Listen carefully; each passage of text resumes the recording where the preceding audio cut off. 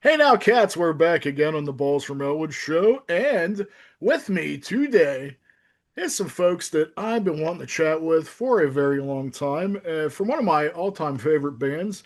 If you know Balls, you know I love Omnigone, and with me today is the great Adam Davis and Barry. I'm really hoping I don't fuck your name up. Is it Krippene? Krippene, but that God works. damn it, I knew it. It was one or the Pretty other, and I close. knew I was gonna fuck Pretty it up, but close. And even hey, my mom gets it wrong. oh, okay. I feel better now then. Yeah. But anyway, I got a lot of stuff I want to talk to. I want to hit the ground running. I got a lot of things I want to ask you. I'm just going to get right to it. And some of this shit, like I was telling Adam earlier, is probably going to be stuff that you guys are sick of answering, that you've answered a gazillion times. But I come up with some fun shit at the end that hopefully will make it a little fun and be a little goofy for you. So let's just get to the formal stuff, then we'll get to the fun stuff. So, were you guys into music growing up? Like, I would assume so, right? Because I mean, you've been in several bands. Yeah. Yeah, Barry, how old were we when we met? Pretty young. Yeah, I think about 20, and I think you were 22 or 3, and I would somewhere have been around. 21 because I just joined Link Okay. 80. Yeah, yeah. So So we met. you'd have been 19. Oh yeah, we met before Link 80. I always forget Because about that. well, yeah. Barry was in a band called the Blast Bandits, and they were a really, really great ska punk band that never really got their due. Um, but my second or third show ever was with the Blast Bandits at a taco place. In where was that? Was that Stockton or Modesto? I want to say probably Stockton if it was a taco place. And was that the show that you were so hammered at that you tried to do a backflip into the audience? I think if it is a taqueria show, yeah, I think so. So I don't Barry remember. mid-song just tried to do a backflip. There was no stage at this venue either, so I don't know how he did this. Um, but yeah. Monitors, I think. I Oh, think he they jumped off had, the monitor. I think they had like a speaker in the front somewhere just for reference. My favorite part about this show was the owner of the taqueria. He got on the mic between bands and he was trying to like hawk food. So like bands are like changing over and he's like, we got tri-tip sandwiches, linguiça sandwiches, like, and so we would just say that to each other for like years later when we were in Link 80. So it's like on happy days, like be sure to try the fish. Yes. Yeah, absolutely. And then good on him. He was just trying to like, keep his He was business Arnold. going. I can't believe he let a bunch of us punk kids in there to like thrash the place. Well, let me ask you, when did you guys discover ska? I always like to call it the chasing the dragon moment because like I can remember definitively, and most everybody I talk to has the one defining moment where you hear something, you hear ska, and then you realize, wow, like this completely changes my life and it's going to be with me forever. Do you have that band or song or moment that you can, your definitive moment you could point out to tell me when your kind of quote unquote chasing the dragon moment was? Barry, what was it for you? I, you know, I've been kind of like, so I've been aware of ska, like in a small way. Like I'd heard of Sublime and some hippie friends had showed my brother Sublime back in 92 or something like that. And it just wasn't my thing at that time. I was too young and I was impressed with like Pearl Jam and Nirvana, but I had known what it was. So when I like came back around and heard it a little faster paced than I'd heard, Sublime, that's kind of where it caught me. And I think the Suicide Machines were Operation Ivy and the Suicide Machines were kind of the two bands that sort of pushed me that way, along with obviously Rancid, but like sort of those two bands, Operation Ivy and Suicide Machines, kind of were the two bands that kind of ignited for me, anyways. Yeah, for me it was probably Operation Ivy. I think I heard that record for the first time in 1991. A friend of mine named Jay Solis, who is a skater in Gilroy, used to play a lot of cool punk music for me. Got me into Fugazi, got me into Operation Ivy. Played Screeching Weasel for me, but that wasn't my jam. Um, and then a little around then, I was playing my own music and played a backyard show with Aaron Carnes's old band Flat Planet, and I had seen them previously, and they were kind of a Rush sounding band. I didn't think they were very good. Uh, and then they shifted and turned. They I guess Aaron saw Skank and Pickle, and they turned into like this really hyper kinetic ska punk band. And so I saw them play this really amazing show in this backyard.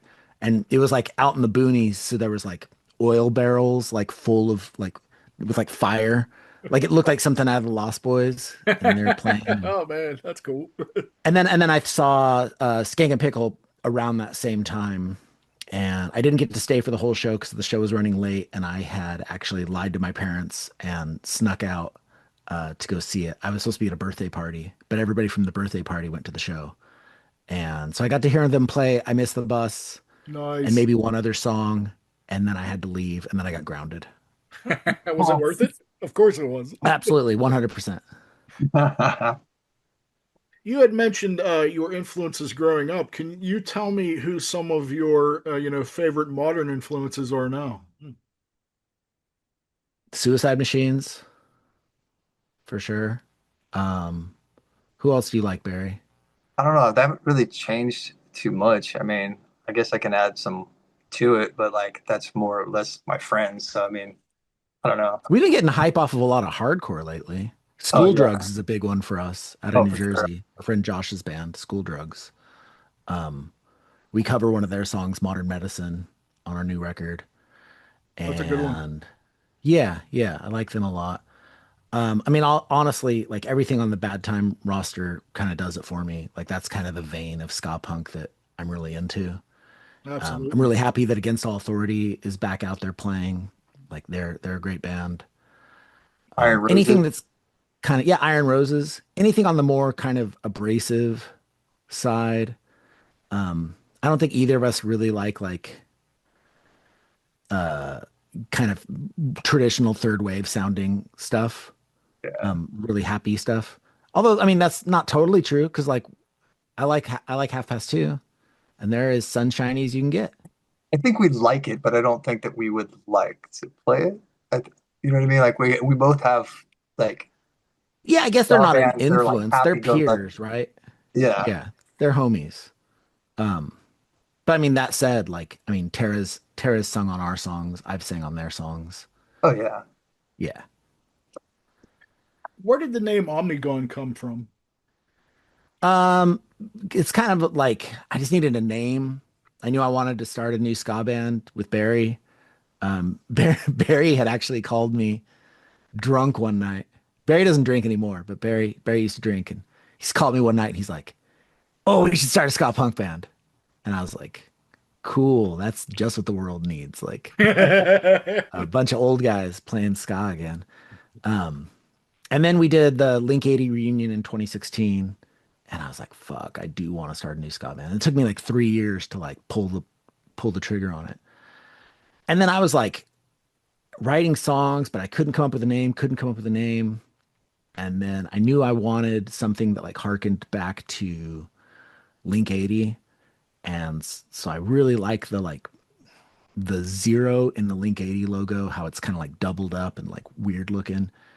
And so I was like, oh, something with an O and it would be cool. And then I'd heard this word omnigon, which is a theoretical shape with an infinite number of sides. And the way I'd also heard it used was that it was the inner group of like a secret society. Like that was the Omnigon in this instance that I'd heard of it. And I was like, Omnigon, that's a pretty interesting thing. It's like Barry and I are like this shadowy organization, and we've got kind of just these other members floating around us. And and then I was like, oh, and it has O in it twice. So I threw that zero in there. I'm just clearing out my phone last night and I was looking at, pictures from 2017, 2018, and found the original draft of the Omnigon logo with the zeros that I'd photoshopped in. And Oh dang, I that's remember I had this like really exciting moment all by myself, like with Photoshop open, just like, oh, I think this is it. So really, I mean, it's just a name at this point. Like, I wanted something that looked good on a shirt. I mean, I think the shirt test is kind of a big thing. If you're going to have a band name, make sure it's going to be something that you can put on a shirt and people are going to want to wear. There's a lot of ska punk bands out there that have some names that it doesn't matter how good you are. If you have a name that says something super stupid, it's going to be really hard for people to want to wear your shirt. that is true. So, I um, can think of a couple, but I'm not going to be. yeah, I'm not, no shade on anybody. Just it's No. something you should think about when you're naming your band. So it was a simple, like your band came to fruition. It was just as simple as you and Barry like saying, "Hey, I want to start a ska punk band again," or Pretty much. How do you remember it, Barry? Was it just me being like, "Hey, I want to record some songs," or what did I do? It was kind of, I mean, like we BS'd back and forth for a few years, just like sparsely, but like, and then the reunion, and I think you kind of started kind of talking about it more, and then finally you're just like you said, you just were like, hey man, I'm going to record it in the studio. Do you want to be a part of it still? And I was like, yep. So you just gave me Yeah. the songs and we went in. I don't even think I gave you the songs. There was like a song I remember, but it was like Yeah. not very well Yeah. recorded. And well, it was like acoustic guitar on like the iPhone, Yeah, yeah. notes app, the recording app on your phone. Before we knew how to Um, use those. yeah, also it's like I think both Barry and I are just I don't know, maybe I shouldn't speak on your behalf, but I feel like I can a little bit here. Like we're so damaged from like years of like people telling us like, "Oh, I don't like this type of music," or blah blah blah. Um, that it's like it was like real hard to like right out the gate be like take it seriously because I felt like if I took it seriously and somebody was just going to turn around and be like that sucks, like it was really going to hurt my feelings. So I was like, well, I can't put too much into it because that way if you put somebody says, oh, it sucks, and you'd be like, well, I didn't put that much effort into it, right? So like I think initially I was like scared, like I was like I don't want people to like come at me like that. And honestly, it hasn't been like that at all. All those voices that I was hearing, there was all just inside my head. Like I hear people all have those been. voices over here in my You area. still hear him? You still hear I him? do. Okay. I'll hear them a lot. I Yeah, I don't hear a know. I feel couple like too, everybody's and been it's pretty weird because they're enthusiastic. all about you guys. It's weird. Yeah, yeah. Let me ask you when you're sitting down to write music, do you have a certain process? Because I mean, I know some of my favorite things about you guys is I like you talk about a lot of you're very politically aware. I always feel like you have a very good reflective mirror to the fucked up things going on in the world, and that's where some of your best songs come from. That being said, do you feel like do you have a process to sit down, or is it just something you're inspired by if you just see something in the news or the media, or how does that work? Well, for me, you know, in the last couple of years, Barry's really taken a front seat on writing the music for the band. So, a little while back, we were still bouncing back and forth these just kind of crummy demos. And then during the pandemic, I got a little bit better at just recording at home. I Here's the problem. So you can record stuff on a computer now, right? But there's like a million bells and whistles. And I think a lot of people just get lost in the weeds when they're recording at home. And really, I just had to think, okay, I'm going to treat my computer like a 4 track.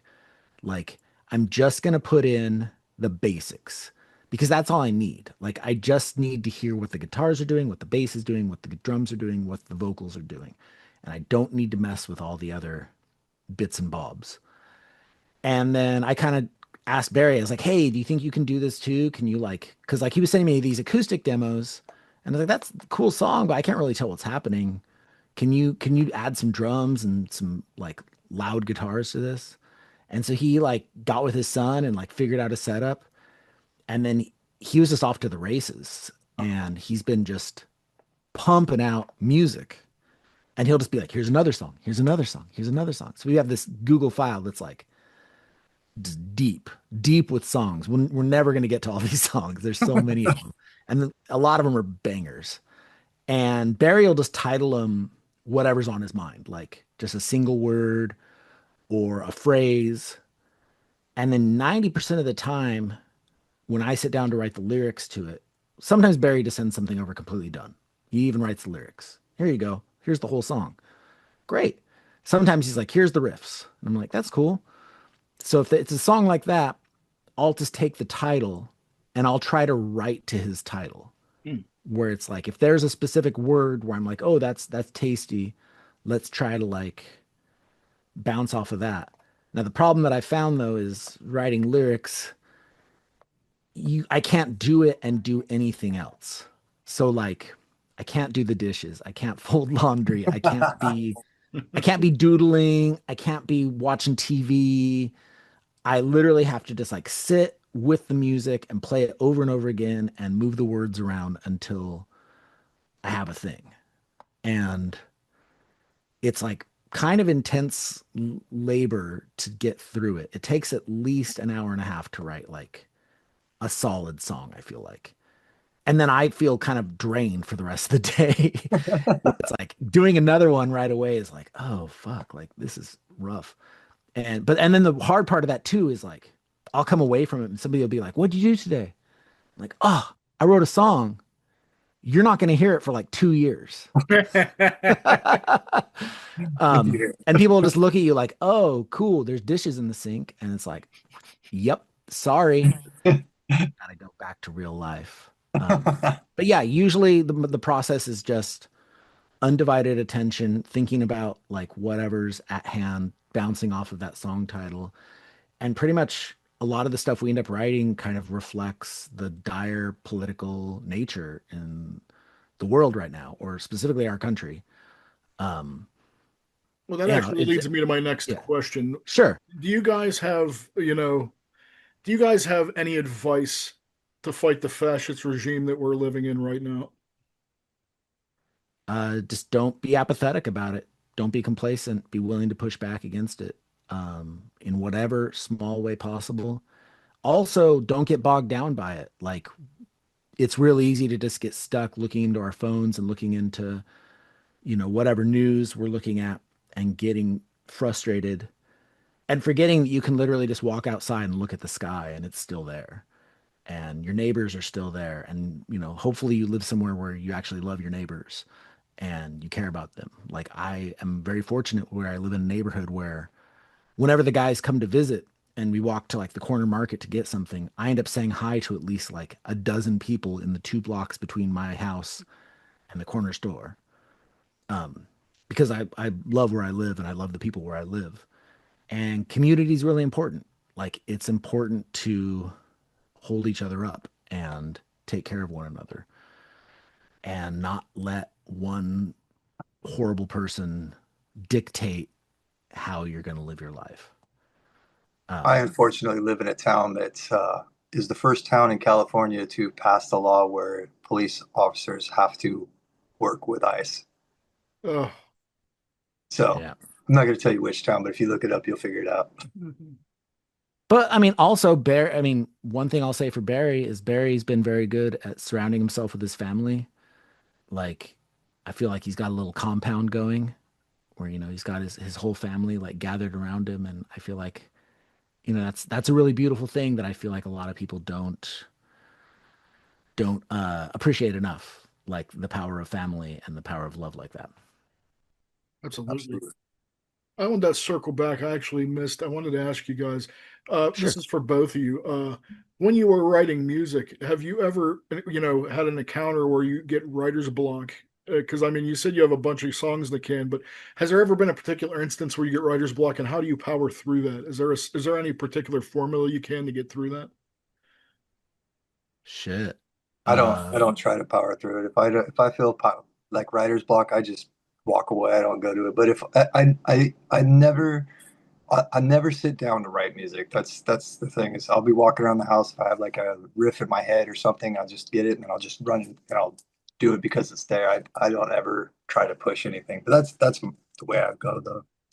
What's crazy, Barry, is whenever I try to like do that and like just have a riff in my head, I sit down to try to play it. I'm like, oh, let me play this riff. It's always in like C major. It's like the most basic ass shit. I'm just like, oh, never mind. I like have to like actually sit down with a guitar in my hand to like write something musically. Yeah. Uh it's yeah, and I'd say I'll double down on what Barry said. Like if I'm having a hard time with something, putting it down and walking away from it is probably the right answer. And maybe you have to circle back to it like way later. It's really only when we have to put a deadline on it where there's like recording due, like we're like gonna go in the studio and do something, or like I've done features on other people's songs and they like sometimes they'll just send me a song and they'll be like, 16 bars, like here's a part, here's a breakdown, write something. And in that case, I have to just be like less precious about it. Like I feel like I can be a lot more precious with every word that I'm putting into an Omnigone song, but If it's somebody else's, like, not that I'm not going to care about it as much, but it's like there's less pressure there because I know it's not going to end up in our set every night. What do you think you would be doing if you ended up not being in a band? Oh, we both be criminals, straight up. Has being in a band ever been a detriment to, having relationships with being family or friends or loved ones? Is it difficult to juggle both of those? Yeah, it's basically being a criminal. Like literally being in a band puts you like in such close proximity to like actual criminals. You're like sick. Have you felt that though, Barry? Like, I mean, I don't know if I felt it that way, but I mean, I do realize that the people I meet at shows aren't the people I would normally like just go and probably be around if I was like not in music. So I'm aware of that. Yeah. I don't yeah. know if I, Yeah, I don't think it's as bad as it used to be, but like, yeah, I know the 90s was a lot tougher. yeah. It's so weird because like Barry and I, like I said before, we're both damaged. Like the way we did this back in the day was so insane. And like I used to like look at like the people in like other bands, like Rudiments or Skank and Pickle, and be like, wow, all these people are insane. They've all lost their minds. And then I know why now. Like because they toured like this and like slept on floors and ate trash and chased this dream in like a really weird way. And it's weird now because Barry and I don't go nearly as hard as we used to. Um, in that we don't have to sleep on floors anymore. Like we every time we're on the road now, we get hotels and make it work. And we're always just like, The the opening other stuff. guys will be like, oh, this hotel kind of sucks. And we'll be like, are you kidding? Like this is luxurious. It This beats is so sleeping in the nice. bathtub.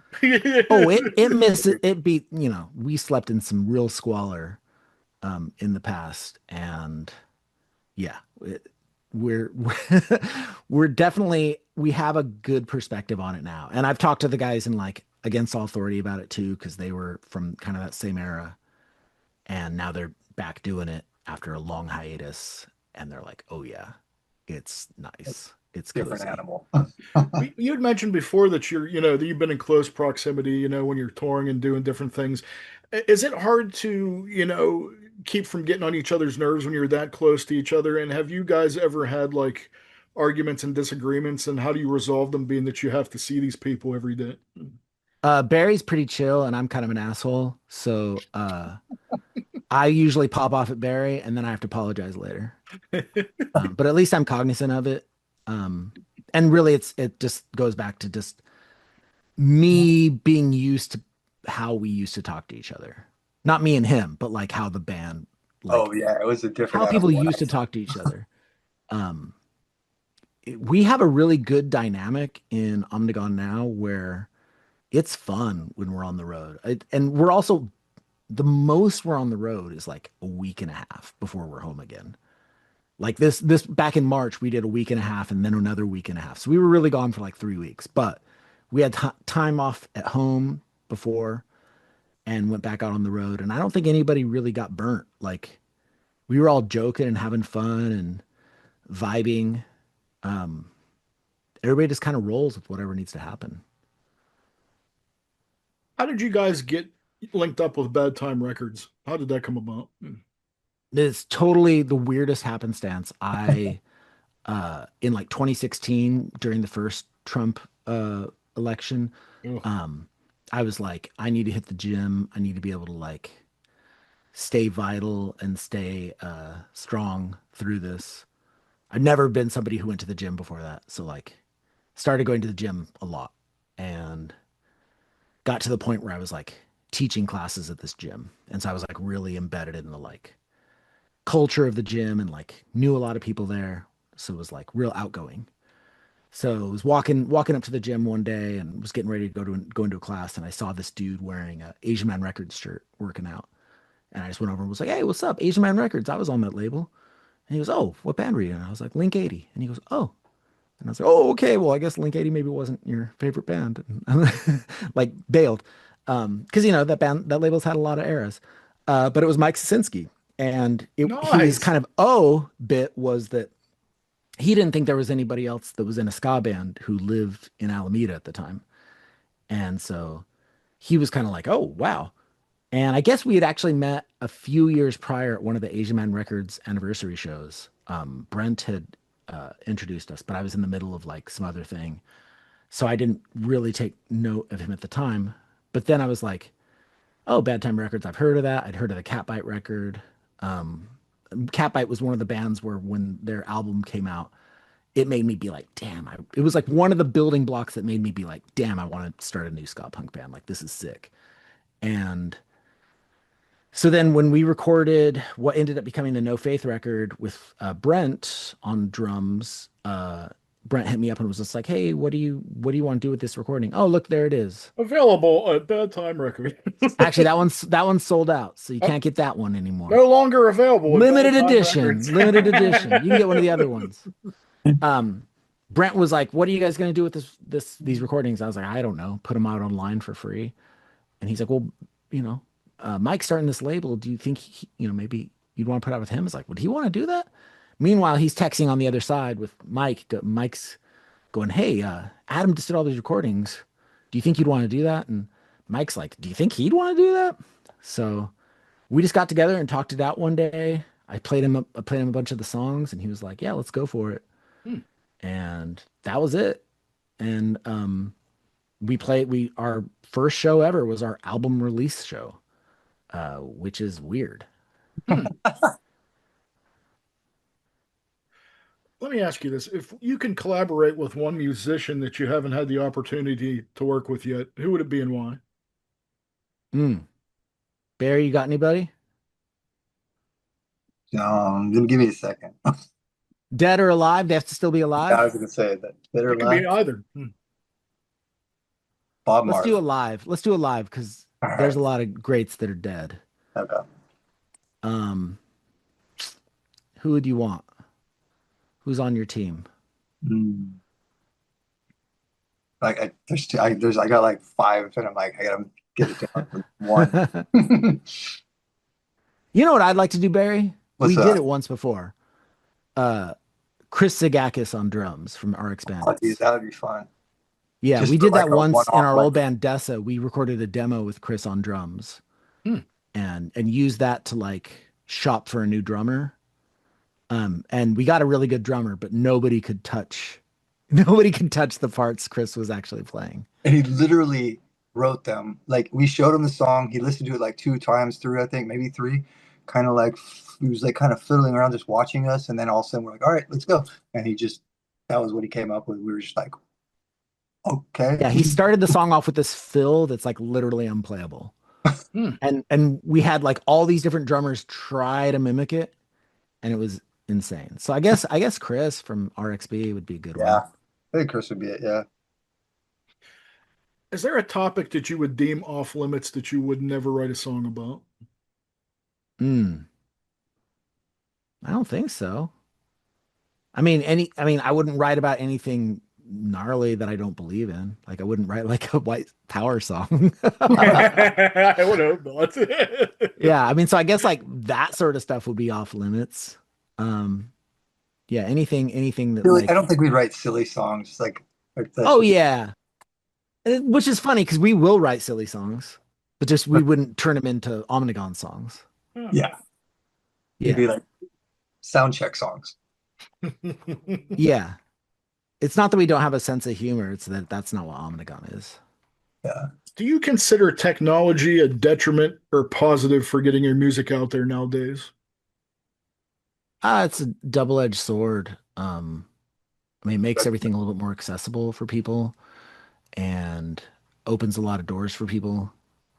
You can do every step of being in a band yourself now with a lot less barrier than you used to. But that said, since there's so much of it, it's kind of a glut. And with the proliferation of people making weird AI stuff and just uploading that to Spotify, and Spotify being a terrible company that underpays artists and supports horrible things. Morally, it feels a little bit crappy to use a streaming service like that. And I think it all it all ends up circling around and kind of hurting the bands because we for years we were all doing like the downloading thing, like you could download whatever, and but really all that's hurting is the big band, like the bands, especially the smaller bands. Sure, you're finding out about new music and maybe you'll go see a show and you'll buy a t-shirt. But like the one positive I'll say about streaming services is even with this very, very minimal amount that they pay, it's like leaving like the faucet on just a little bit, right? Like there's just that little trickle coming out. And as long as you're catching it, you're gonna have some money at the end of it. So I don't know. It's a double-edged sword. I try not to think about it too hard because all of it makes me feel icky. And I mean, I mean, you can see right here, I listen to records as much as I can. I try to buy records from bands that I care about. Same. Um, and and then I end up with blind spots in what I listen to because uh, there's only so many hours in the day. And, you want to give things the appreciation that it deserves. And even though we have millions and millions of options at our fingertips, how many bands can you really listen to? You can try, and more power to you. Listen to as Pandemic, much as you can. Go ahead, Barry. pandemic was a good time. We get all Pandemic was those, a good time. You can listen we to a get lot of all those music. bands in. Yeah, I worn a lot of grooves in my records during the pandemic. Yeah, for sure. Let me ask you this, guys. What's the weirdest thing that's ever happened to you guys while you were performing? Recently, Barry fell into the drums, and Yeah. I fell through a merch table. Oh man. Both those things happened in the last year.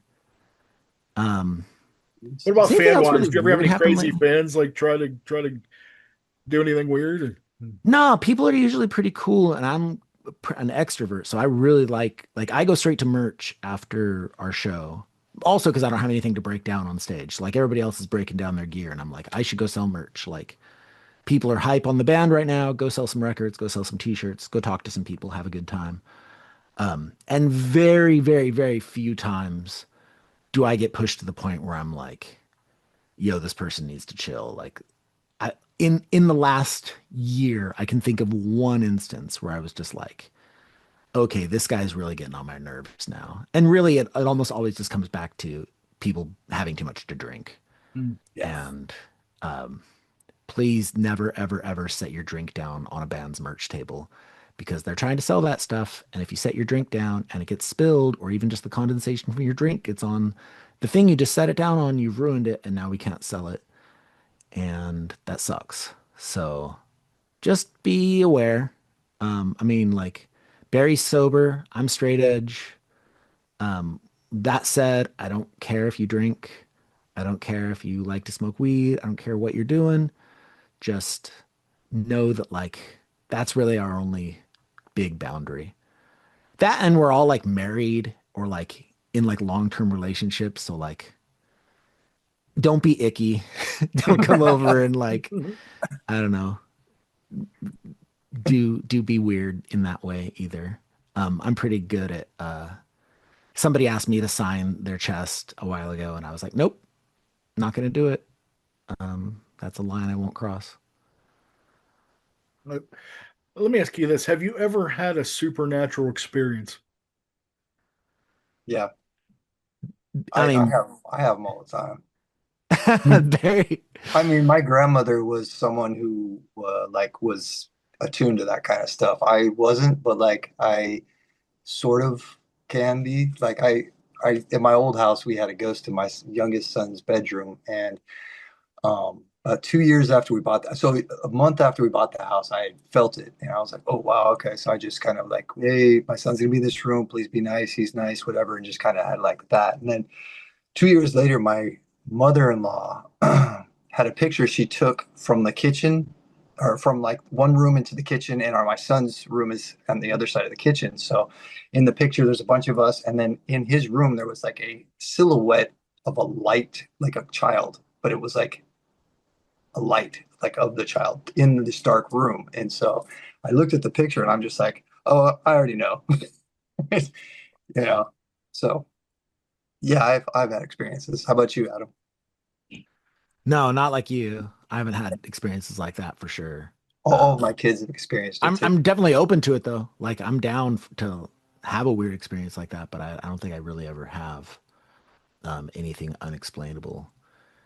Barry was sleeping down here one time on an air mattress, and he thought he felt a presence in the room. And then I've slept down here on an air mattress, and so has Brent. And what it is just the way the floor is constructed in here. The air mattress will settle, and it feels like somebody's sitting down on the bed next to you. Mm. Like, and it's been sitting. You've been on the bed for like hours, Yeah. and then all of a sudden it just feels like, shoom. And it's just because it slips just a little bit. But all of us had felt it, and when Barry felt it the first time, he's like, "Yo, you got a ghost downstairs," and I was like, Like I "Oh, damn, lifted up okay." and then I slowly went down and I was like, what? Yeah, and then I felt it when I was down here, and I was like, "What the heck? That's what Barry was talking about." And then I And realized what was doing it, and then Brent Brent, felt it last time he was here. What's the worst film ever made? The worst film ever made, dude. I just saw this movie called The Gorge on Apple Plus. Um, Is that the one it where they're was like they're across from each other, and then there's Yeah, like okay, so it's a great premise. Here's the premise. There's a hole in the earth, right? And there's two towers, and they put a sniper in each tower, one from the west and one from the east, right? And it's a secret thing that the governments kind of know about, but like even the presidents don't know about it. So they put these snipers in these towers, and they're supposed to do a year-long duty where they keep whatever's in the hole in the hole. So that's the premise. Cool premise, right?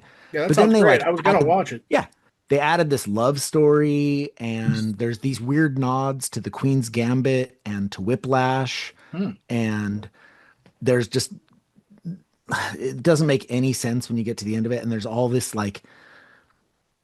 stuff in that doesn't make sense. I understand that it's like supposed to be for fun and it's a goofy movie or whatever, but it's a great premise that they like botched. And from what I heard, it was a screenplay that was like the top of the list of like unmade screenplays Hmm. that like Hollywood was after. And then they made this thing, and it's just a fucking abomination. Like it could have been so rad, Hmm. and they just made this like garbage movie. Well, you So just saved probably me 90 that. minutes. I don't need to watch it now because I was curious if it was Yeah, I got good. about an hour into it and was just like, I was Fuck so you. tired, and I was like, what the fuck is happening? Like, I want to turn this off so bad, but I also am like, maybe this will redeem itself. And then it just got worse and worse and worse. Hmm. And I was like, and I think the worst part about something like that is that there's obviously a budget. Like they obviously spent like a shit ton of money on this movie and have like real actors in it that you recognize, and you're just like, it still sucks. Oh boy. What about you, Barry? Yeah. What's the worst film ever made? I want to say Terminator 3, but like I think any remake of a movie from the 80s is like the absolute worst movie ever made every year. Yeah. Yeah, I'm not Yeah. a Every year fan that of they remakes. I I'll mean, back every that. year they remake there's an a 80s. couple that I think are decent, but it's just a handful. Most of them are You pretty know what dumb. movie I would have said previously is, did you ever see Dungeon Master? Yeah, I Yeah, have. but now I think that's kind of sick. I was gonna say I was That is kind of good. ashamed to say it. I kind of think that movie's pretty great. Yeah, I mean, like I remember seeing it in the theater when I was a kid and being like, "Wow, this is garbage," and then going back as an adult and being like, "This is kind of lit, actually." Like it has Wasp in it. I've did that. I've did that a lot. Like there's things in my childhood I thought was really dumb, and then I see it now, and I'm like, I learned to have a new appreciation. I'm like, wow, I can't believe I really hated this when I was a kid. It's just so good, you know. Yeah, yeah. Have Yeah, Are you a fan of horror? I know me and you had talked, and you said you like more thrillers. Like, what's do you guys have a favorite horror film? I There, you absolutely can't you can't I do hate horror. I hate gore, I hate horror, I hate anything with jump scares. I have a hard enough time when life does those kind of things to me, so I don't want to seek it out. Yeah, my kids love that stuff, and it's like I there's so many nights where I'm just like in my room by myself, and it's I don't feel sorry for me. I have things to do, but I'm just like I sorry guys, you know that. So there's just like no dad nights. Yeah, I'm the exact opposite. I mean, I don't really like gore. I don't like slasher movies. But I like paranormal stuff. I like psychological stuff. Probably one of my top movies of all time is Jacob's Ladder, Ooh, That's a good which one. is like a gnarly one. that's a real good one. And bears like multiple viewings. I like a lot of zombie stuff. I think Black Summer is probably one of the best zombie things out there. Uh, My wife and I actually got married in the cemetery where Night of the Living Dead was filmed, the original. Hell yeah, that's Well, rad. I mean, why we live close to Pittsburgh, so I mean, Your wife's name isn't Barbara, is it?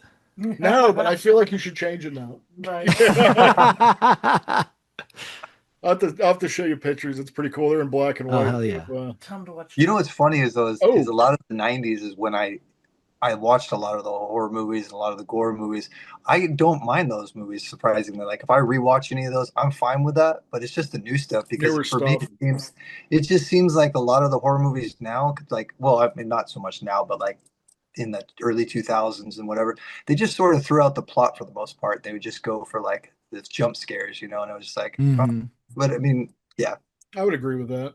I'm a humongous horror nut, but I mean nothing beats to me like the 70s and 80s. I mean, Oh, yeah. Evil Dead. Oh Yeah, man, Evil that's Dead my 2. favorite franchise of all time. Mm. Yeah, that right there, I those could are watch great. all those. But the new stuff, I'm opposed to. I don't know why. I just can't. My body's There's already so much there's prepared so for. much good new stuff though, Barry. You're missing Uh, out. I'm prepared for the Evil Dead scares. The new ones, I'm not. We're gonna get. Oh wait, you know what we watched on? Were you there with us, Barry, when we watched Skinkamarink? No, no. Yeah, I was in the other room or work Oh, somewhere okay, else. Have you maybe you seen were already Train to asleep. Busan? Oh yeah. Yes, I seen that one. I feel like I wish more people would kind of check that out. I think that's a pretty superior zombie flick. Ooh, have you seen Uncle Peckerhead? I have, I have, Uncle yeah. Peckerhead has the That's a guitar fun player movie. from That's 500 Bucks is in that movie. He did all the music for it, and I got to meet him at Fest, oh cool. That's real and cool. huge fan. I think they did a real bang up job. The only bad thing about that movie is the name of the movie. It's just Yeah, you stupid know what? name. It's funny because I have fans that are into like friends that are into like horror and stuff too. And like I watched it, I enjoyed it, and then you try to tell somebody, and they're like, Yeah, "That sounds fucking stupid," and I'm like, yeah, yeah. and it's just That because was of the my main title. thing. Just like a Like, band Yeah, name. yeah, just like you were saying about band names, like the title of yeah, movies is the same way. Like, and they're like, "Ooh, that's really good. That sounded stupid." I'm like, "No, I'm telling you, it was fucking good." I'm like, yeah, yeah. I mean, that was my biggest block with watching it initially. Somebody told me, "Oh yeah, you should watch Uncle Peckerhead," and I was like, "No way, this is gonna be good." And then I put it on and was like, "Oh, this legit is a horror movie that gets DIY touring. That like actually looks like a DIY tour." And it's because Jeff from 500 Bucks, like it's all his stuff in the movie. It's all his gear. It's his van. "Oh, that's cool. I Like didn't know it's all that." like a real band, but they just put actors in the spots. And then the music is him actually playing it. And then the female vocal in it is the singer from Cayetana, who was on Asian Man. Oh, cool. I didn't Oh, know wow. that either. Hmm. Yeah. Awesome. What's one trend that you just don't understand? New metal being cool again. People acting like Limp Bizkit is good. Yeah, Yeah. I don't know how I that. I don't don't get know. I I don't didn't think get they it. were good like 20 years ago. Canceled bands being uncanceled suddenly.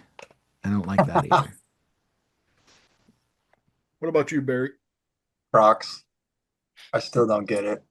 What don't you get? Crocs. Oh, I get Crocs. Yeah, I know. I I, know a I lot have of some us. for the house now.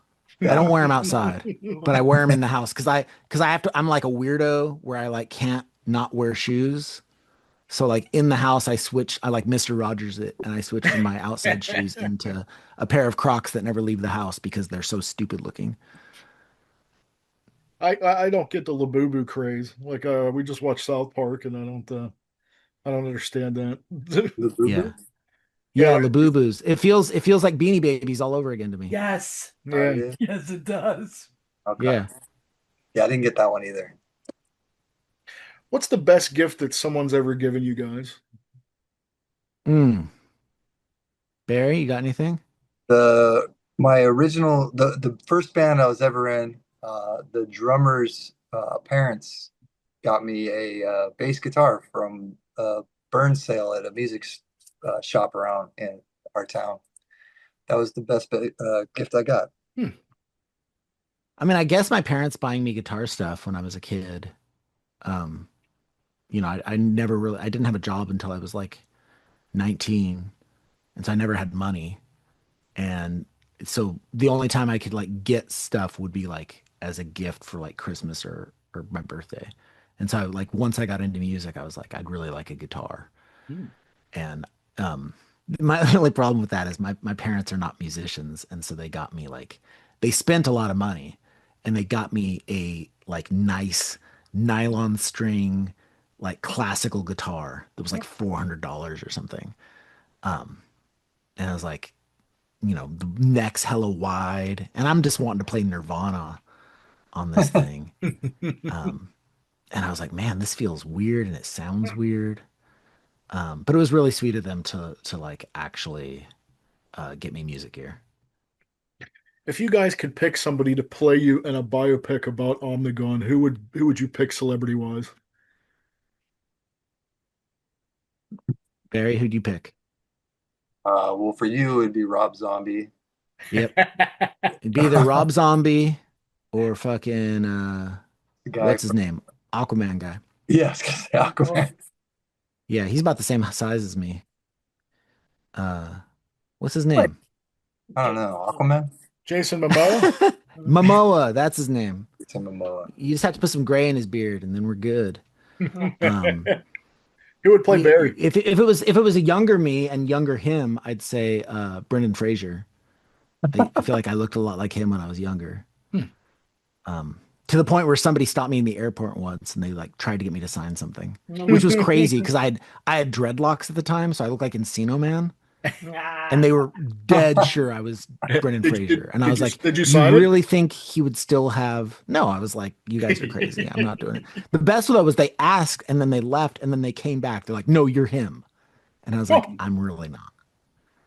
So the guy that would play me as who's the guy that played in the new Star Trek? Um, he's on third or no, Guy from Heroes. the comedian where they're all like scientists. What's that show? Uh, Heroes. what's that? Not a is that hero. Heroes? Zach. It's Somebody. the The heck it's is the that? young kid from the Star Trek show, and he went to be Zachary on Quinto. That's it. Zachary Oh, Quinto. Kent Will Quinto. Wheaton? Will Wheaton? Oh, Will Wheaton. Will Oh, Wheaton. yeah, Yeah. yeah, yeah. Okay. I could see Everyone Will told Wheaton me I playing looked you. like Will Wheaton. Oh Once yeah, I someone could I thought could I see was Will that. Wheaton. Sure. hmm Huh. So. I think it's fucked up that the older we get, the cooler Barry looks. What's Like one every time I thing? look over on stage, I'm like, damn, Barry looks sick. What's He one also thing? goes off way harder than he used to when we were kids. So Oh, I wow. used to not face the crowd at all. What's one thing you guys couldn't live without? shit. Barry, what's it for you? Music? Music. That's a good answer. Yeah, music. My kids. Uh, yeah. Yeah, family and music. I mean, obviously that's the only thing we've kind of geared our life towards. Damn, you're right. I got one more. This one's All right. goofy. You don't have to answer if you don't want to, but what was the No, we're worst? gonna answer. What's the worst blind date you guys have ever been on before you were in your relationships and everything? Is there one that stands out in your mind? Yeah, I got one. Unless Barry wants to go first. You No, got one? I can't. I'm trying to think right now. I got set up with this girl by Mike Park, um, who I don't know why, but like he set me up to go meet this girl who lived in Oakland. And the only thing I knew about her was that she'd gone out on a date with Jesse Michaels. Oh, wow. And so I was like, oh, she must be cool. And I went and met this girl, and we had nothing in common. And I don't even think she knew who Jesse Michaels was really. She just maybe had worked with him or met him somewhere. Hmm. And I remember also like it was at a point in my life where I was like really burning the candle at both ends. So I was like hella tired and I was dressed like a dirtbag and didn't know like what we were trying to do. and I feel like I maybe fell asleep in her room for a little bit. Um, and we just really weren't vibing at all, and it was just awkward as hell. And I just remember just looking at like her. She was all like clean cut and like nice looking, and I just looked like a total degenerate. And I felt like I was making her room dirty just by being in it. Being in She it. only lived a couple blocks away from me too. Like I rode my bike there. But like I lived in like a squalid warehouse, and she lived in like a nice area near the lake. And that was the only time I met that girl. And nothing came of it. I don't Wasn't a think I love held her connection. hand. I don't even think I got a hug. Oh I was wow. just like, all right, peace. See you later. Smell Yeah, you later. I don't think I've ever been on a blind date. I mean, I've been with my wife since 2001, so like I think that the time where I would have been on a blind date like happened in that time period. So like I just never, all my friends were too young to even consider blind dates. And we were like, younger than 21, everyone's just out going and partying. So Yeah.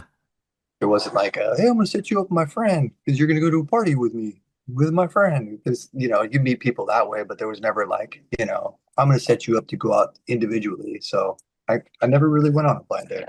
Hmm. I'm glad I never did. I'll be That's, glad. that's, I've had some that's bad ones. So yeah. I tell you what, before we close up, can you guys give my audience any words of encouragement to make it through these trying times? Do you have any advice? Yeah. Start a band, write a zine, paint a picture, go outside, like turn off your phone, go outside, go camping, eat some good food. Hug a tree. Yeah, hug a tree, hug your friends, hug your family. And realize the importance of family. Um, don't just fly off the handle for no good reason. Don't burn it all down for nothing.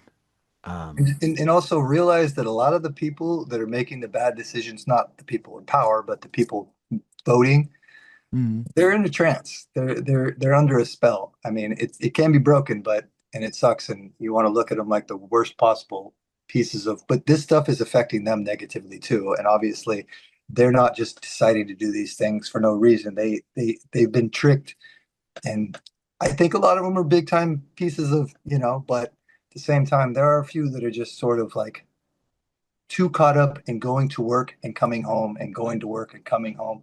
They don't mhm. have the ability to like shield themselves from whatever vacuum they got sucked into. So just be Yep. nice. Yeah, and you can forgive them, but don't forget this. Yeah, exactly. We're not ever gonna forget this, okay? Very profound. I think that's a perfect place to end, guys. Before we go, can you tell me where we can keep up with you guys in the band? Hmm. Omnigone.band is pretty good. You can follow us on Instagram. That's kind of where we're the Active most active. Um, yeah. band camp. Bandcamp. Go on Bandcamp. It's Bandcamp Friday. Every Bandcamp Friday, try to buy something from a band. Um, if we come play your town, come see us because who knows when we're gonna make it there again. Especially with the way things are going. Um, yeah, and just keep your head up. Go see bands you like to see. Keep on keeping Um, on. keep on keeping on. And make sure you do yourself a service and go and get some of these fine albums Oh, from look at Bad Town those. Records. Go Got see them when all they of come to them. town. You won't be disappointed. If you don't, you're doing yourself a great disservice. Thank you so much, guys. Thank you for being a Thank you. guest. I super duper love you guys. I'll be supporting you. Everybody go check them out. Thank you guys. Appreciate it. All right. Peace and Thank love. you. Peace.